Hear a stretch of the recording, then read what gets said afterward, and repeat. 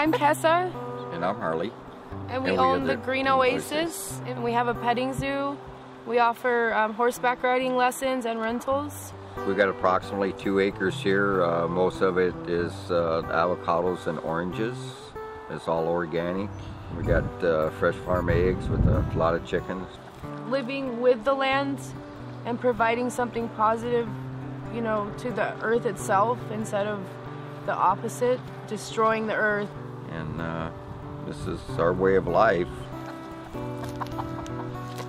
The way we met, I was living in the valley and I had gotten a '77 Honda Civic, my dream car. So I needed someone to weld the manifold. And then that's how I found Harley. I did the inside, he worked on the outside, you know, becoming friends and whatnot, and dating. And then we were talking about the same interests and same philosophy in life, and it was like, wow, you know, I mean, this girl, like, you know, works and gets her hands dirty. I mean, she works like a man. I'm not kidding you. Wow. You know, I mean, I've had guys here that works on the farm and stuff, you know, for a day, and they're like, oh man, I can't keep up with that girl. I'm out of here.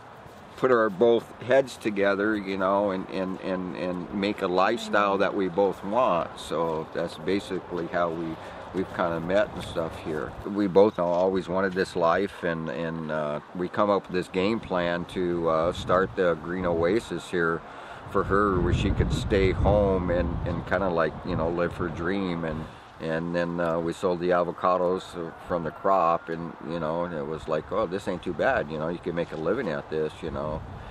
And we just slowly from there started developing the farm by making the raised beds and building the chicken houses and things that basically just snowballed from there. We started having families come, and it's just turned into what it is now. The venture of how we got the animals, you know. You know, this has actually gone really fast for us. We accumulated the farm and the animals in like in a 4-year period. The first thing we acquired, you know, was Pepper Jack. Pepper is a Pasofino over here. He turned out to be like, you know, one of the best horses. I really love him. I'll never get, you know, rid of him. Well, our horse Ruski that we rescued was really underweight. He had a really bad, nasty attitude. Like you couldn't get near him. You know, I mean, it's been like a roller coaster. Yeah, I have some crazy animal addiction. I like to rescue everything, you know.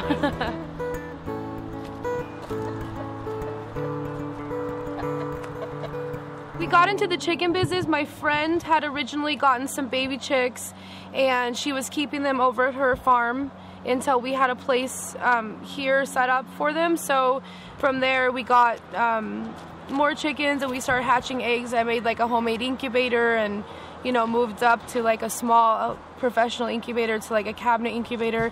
And the egg business has gone really well. We have like blue eggs, green eggs, olive green, speckled, dark chocolate. So the colors are really fun, and the kids get to collect them from the coop, which is really cool for them.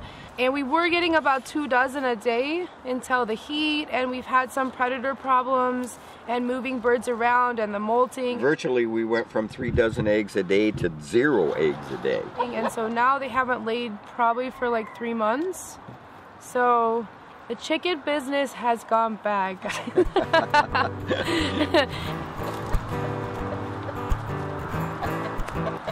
Without them laying, there's no profit from their eggs to buy the chicken feed. We have a lot of people waiting for eggs. In our philosophy is that when we had the chickens and we put all of our time and effort into raising these chickens, the chickens are going to come up, they're going to produce the eggs are going to pay for their feed. You know, we never foreseen or allotted that, you know, we're going to have a problem, you know, that the chickens are going to stop laying eggs for 3 or 4 months, you know. It makes it tough.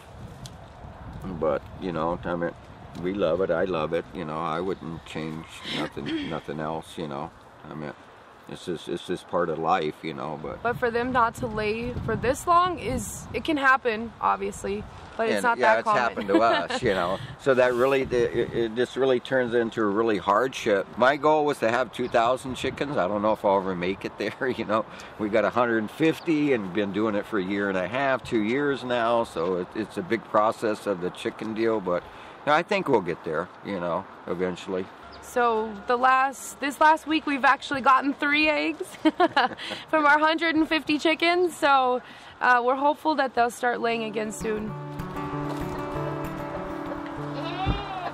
Another thing that we want to do also are the farmers markets, which well, we come up with this game plan. We want to have a farmers market on the farm, not a farmers market in the city.